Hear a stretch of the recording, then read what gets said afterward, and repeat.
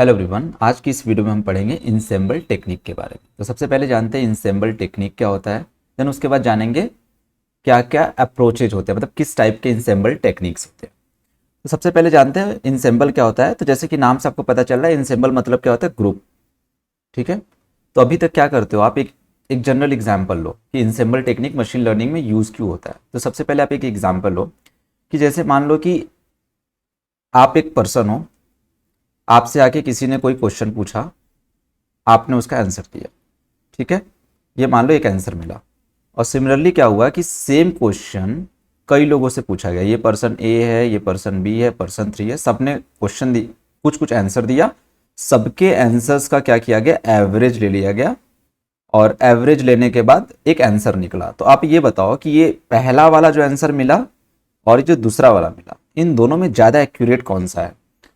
ज़्यादातर चांस है, ज़्यादा प्रोबेबिलिटी है कि सेकंड वाला ज़्यादा सही होगा। उसका क्या रीज़न है, क्योंकि यहाँ पे कई सारे लोगों की, कह सकते हैं कि एक्सपर्टाइज है, या कई सारे लोगों का, एक कहते हैं ना कि अगर ग्रुप ऑफ लोगों से पूछा जाए तो वो ज़्यादा सही होने की प्रोबेबिलिटी होती है। नहीं, क्योंकि क्राउड में क्या है कि डाइवर्सिटी है, तो उस डाइवर्सिटी के बेसिस पे ये सेकंड वाले आंसर होने की प्रोबेबिलिटी सही है। क्योंकि पहला वाला इंसान कोई, ये जो लेट से ये 3 पर्सन है, तो ये पहला वाला, ये जो पहला वाला है ये दूसरे से नहीं इन्फ्लुएंस हो रहा है, दूसरा वाला पहले किसी से इन्फ्लुएंस हो रहा है। हर कोई इंडिपेंडेंट एक डिसीजन ले रहा है कि हाँ मेरे हिसाब से ये आंसर होना चाहिए। तो इस बेसिस पे तीनों ने अपना एक आंसर दिया। फिर उसके बाद जो भी हो कि उसका अगर लेट से एक नंबर प्रिडिक्ट करना हो 1 2 3, तो एवरेज ले लिए। या अगर लेट से बोलना हो कि वो जो सामने दिख रहा है वो कुत्ता या बिल्ली है, तो तीनों ने बोला, लेट से तीनों ने बोला कि कुत्ता है, तो हाँ कुत्ता है। अगर दो ने बोला कुत्ता एक बिल्ली है, तो वहां पे मैक्सिमम वोटिंग आप इस टाइप से ले सकते हो कि मेजोरिटी ने बोला कुत्ता है तो वो कुत्ता है, अदरवाइज बिल्ली है। ठीक है, तो इस टाइप से। तो ये थोड़ा इंसेंबल का मतलब बेसिक मतलब होता है इंसेंबल का। तो इसको थोड़ा एमएल टर्म्स में समझते हैं कि अच्छा मशीन लर्निंग पर्सपेक्टिव में इसका मतलब क्या होता है। तो मशीन लर्निंग पर्सपेक्टिव में ये हुआ कि जैसे लेट से कि आप एक क्लासिफिकेशन का टास्क कर रहे हो। तो मैं क्लासिफिकेशन का कोई एग्जांपल लेता हूँ। तो जैसे मानो कि ये अपने पास कोई एक एमएल मॉडल है। ठीक है, इसको कोई डेटा दिया गया, इसको प्रिडिक्ट करना है कि भाई तुम ये बताओ ये या ये क्लास 1 है या क्लास 0 है। ठीक है, तो लेट सपोज करो ये मॉडल कुछ भी काम कर रहा है, लेट से इसकी 50% एक्यूरेसी आई। 50% एक्यूरेसी मतलब तुक्का मार रहा है। अगर बाइनरी क्लासिफिकेशन उसकी एक्यूरेसी 50% है, उसको प्रिडिक्ट करना है कि डॉग है या कैट है, उसने बोला रैंडमली कि भाई चलो खुद डॉग है 50% प्रोबेबिलिटी के साथ, कैट है 50% प्रोबेबिलिटी के साथ, तो ये कोई ढंग का मॉडल थोड़ी हुआ। या लेट से चलो 60% एक्यूरेसी ले लो इस एमएल मॉडल की, ये काफी कम एक्यूरेसी है। ठीक है, लेकिन अभी आप क्या करो कि ये जो अभी आपने यूज किया कि चलो एक एमएल मॉडल है, आप क्या करो इस सेम ऐसे ही वीक मॉडल लो। लेकिन सेम वीक मॉडल आप क्या करो कि कई सारे ले लो, एक ये ले लो, ऐसे लेके अब कई सारे एमएल मॉडल्स हैं। ठीक है, ये सेम इनपुट जो इसको मिला वो सेम इसको भी मिला और सेम इसको भी मिला। इन तीनों ने कुछ प्रिडिक्ट किया, इन तीनों का तुम जो भी है वोटिंग ले लो या मैक्सिमम एवरेजिंग जो भी लेना है आप वो ले लो और उस बेसिस पे प्रिडिक्ट करो। तो देखो लॉजिक क्या है कि ये वाला मॉडल ज्यादा सही होगा। सिंपल है, लॉ ऑफ लार्ज नंबर।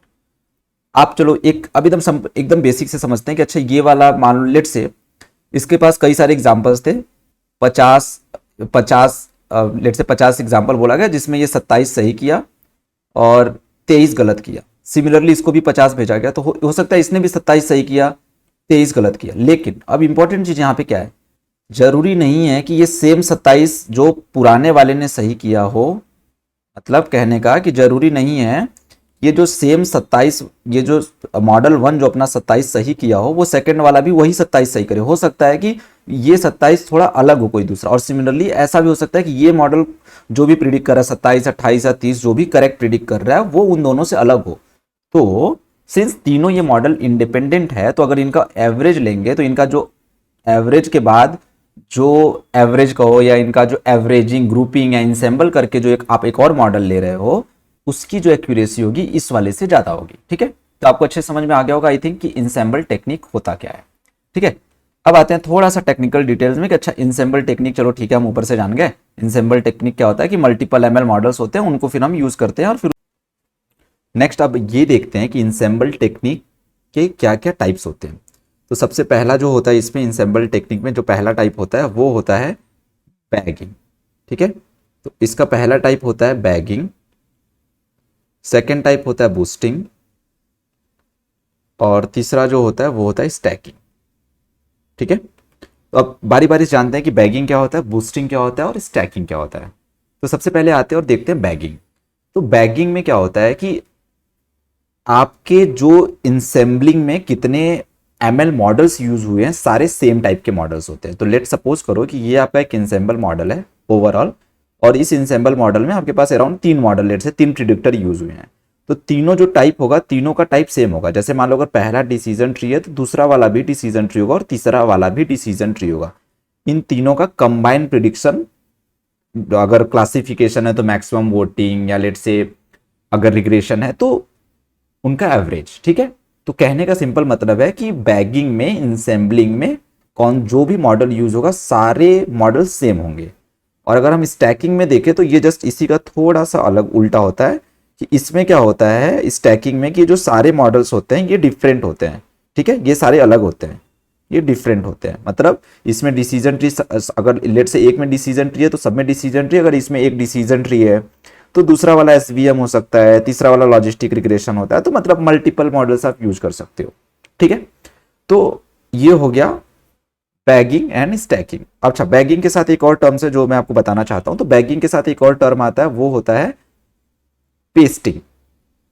तो बेसिकली पेस्टिंग क्या होता है, देखो जैसे बैगिंग है तो इसमें क्या होता है, अगर जैसे आपके पास 1 2 3 लेट से प्रिडिक्टर है, तो पहला प्रिडिक्टर क्या करेगा, जो भी आपका ट्रेनिंग सैंपल है उसका रैंडम सैंपलिंग होगा। ठीक है, रैंडम सैंपलिंग होके कुछ पार्ट मिलेगा और उस पार्ट पे मॉडल ट्रेन होगा। ठीक है, रैंडम सैंपलिंग हुआ and with replacement. So with replacement का क्या मतलब हुआ, लेट से आपके पास 50 डेटा पॉइंट्स है, तो 50 डेटा पॉइंट से रैंडम सैंपलिंग होके 10 डेटा पॉइंट्स बाहर निकल गए, इस मॉडल को मिला ट्रेन होने के लिए। ठीक है, तो अब जब इस मॉडल और सिमिलरली अब इस मॉडल के लिए जो ये ट्रेन होगा मॉडल, ये वाला जो मॉडल है, तो इसमें ये 10 निकल गए हैं, निकलने के बाद वापस मतलब इसमें भी ये 50 में से सैंपल लिया जाएगा, इसमें भी ये 50 में से सैंपल लिया जाएगा, रैंडम सैंपलिंग होगा। ठीक है, तो ये होता है बैगिंग में।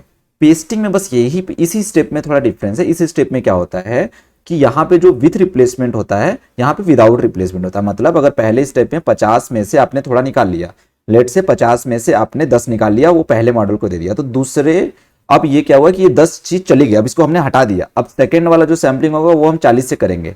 ठीक है, अब ये जो फिर उसके बाद जो थर्ड वाला होगा, फिर लेट से इसमें से और 10 निकल गया तो थर्ड वाला 30 में होगा। ठीक है, तो पेस्टिंग क्या होता है, अगर मैं बात करूं पेस्टिंग, तो पेस्टिंग होता है विथ रिप्लेसमेंट। ठीक है, और बैगिंग क्या होता है, without replacement. Bagging is simply without replacement. तो ये आपने समझ लिया बैगिंग क्या होता है और पेस्टिंग क्या होता है। अब आते हैं अपने लास्ट टॉपिक जो भी डिस्कस करना है कि बेसिकली बूस्टिंग एल्गोरिदम्स क्या होते हैं, मतलब बूस्टिंग कैसे काम करता है, बूस्टिंग क्या होता है। तो अभी इस वीडियो में मैं बेसिकली एक ओवरव्यू दे रहा हूँ कि इंसेंबल टेक्निक क्या होता है, बैगिंग क्या होता है, बूस्टिंग क्या होता है। मैं किसी के डिटेल में नहीं जा रहा हूँ कि कौन सा बैगिंग एल्गोरिदम कैसे काम करता है। तो डिफरेंट एल्गोरिदम के लिए मैं डिफरेंट वीडियोस बनाऊंगा, उसमें हम अच्छे से डिटेल में समझेंगे।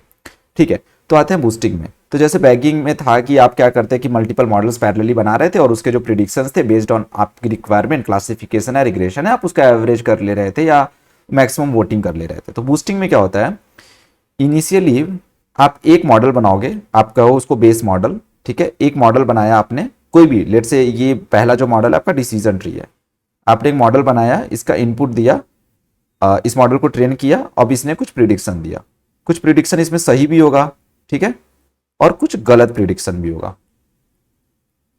ठीक है, अब नेक्स्ट स्टेप क्या होगा, अब यहां से वो ये चीजें करेगा कि जो करेक्ट है उस वाले पार्ट पे थोड़ा कम फोकस करके जो इनकरेक्ट वाला पार्ट है उस पे ज्यादा फोकस करेगा। तो ये क्या एक सीक्वेंशियल बना रहा है, यानी पहला मॉडल ट्रेन हुआ, अब पहले मॉडल को यूज करके दूसरा मॉडल ट्रेन करेगा। दूसरा यूज इन द सेंस कि जो पहले पे जहां पे गलत प्रिडिक्शन हुआ है उस चीज को ज्यादा वेटेज देगा और फिर दूसरे लेवल का प्रिपेयर करेगा, तीसरे लेवल का प्रिपेयर करेगा, ऐसा। तो यानी एक और डिफरेंस अगर बैगिंग बूस्टिंग में देखें तो बूस्टिंग क्या सीक्वेंशियल है, पहला लेवल बनेगा, फिर दूसरा बनेगा, फिर तीसरा, ऐसा। और बैगिंग में क्या होता है, हमारे पास एन मॉडल्स तो सारे इंडिपेंडेंट होते हैं, क्योंकि हमारे वहां पे जो भी सैंपलिंग होता है, अगर लेट से विदाउट रिप्लेसमेंट हो रहा है, देन सिंपली एक रैंडम वहां से पूरे ट्रेनिंग डेटा सेट में से एक रैंडम पॉइंट्स को चूज करेगा, वहां पे मॉडल सारे ट्रेन करके सारे जो भी अपने प्रिडिक्टर्स है, जो भी हमारे बेस मॉडल, जो भी हमारे मॉडल्स है, उसको बना देता है। ठीक है, तो आई होप आपको अच्छे से समझ में आएगा बैगिंग क्या होता है, बूस्टिंग क्या होता है और स्टैकिंग क्या होता है। अगर इनकेस आपको कोई भी डाउट है तो you can ask your doubts in comment section. Thanks for watching this video.